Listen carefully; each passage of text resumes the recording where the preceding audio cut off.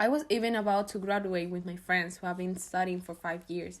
In that moment, when I told them that I was going to leave the country, my heart was completely broken. When the last day of school came, I didn't expect the reaction of my friends. My favorite teacher took that day to class and let everyone share a story or say something nice about me and finally say goodbye. What I did not expect was my class reaction. Everyone was crying, everyone shared a story about how impacted I impacted their life with my kindness and happiness. That made my heart melt. It was hard to leave, but it was an amazing feeling having so many people that love you that you know you're going to miss. And finally, I had to say goodbye to my grandma, my best friends, and my teachers. What happened to you and your family when you arrived to the United States? We arrived here on April 2nd of 2018 with no idea about how to speak English, with no money, and with all our emotions going around. I remember there were used to be a lot of problems in my house because there was no money for almost anything. The situation was getting like difficult with my sister going to elementary school, and I was going to high school, and my parents were trying to manage their time so they can help us. So it was a new beginning, so it was just difficult and hard, but it was worth it. What happened when you arrived at your new school? I started high school here as a junior when I was actually a senior in Venezuela, so it was frustrating not knowing how to speak English.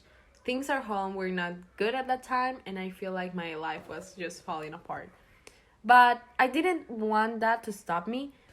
I remember I used to record the classes and then go home and use Google Translator to translate every word because my goal was to get the best grades to get a scholarship for college.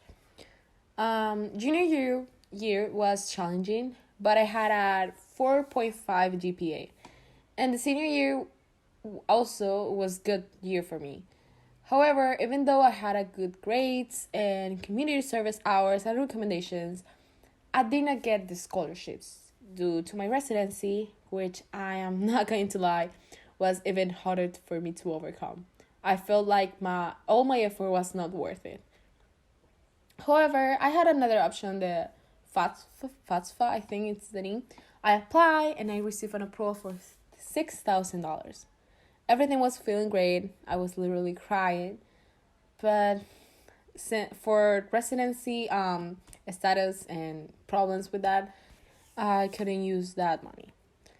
However, overall, my high school experience was pretty good. I was actually part of everything, like clubs, societies, events. I enjoy every spirit week, so I feel very grateful for that opportunity, that experience that I had. It was like a dream coming true. How did you learn a new language? It was hard at first, not understanding the classes and even friends, but I started working at McDonald's, and that challenged me because they put me on the drive-through, and I had to speak English. So it was a good opportunity for me to actually learn. So I took the advantage.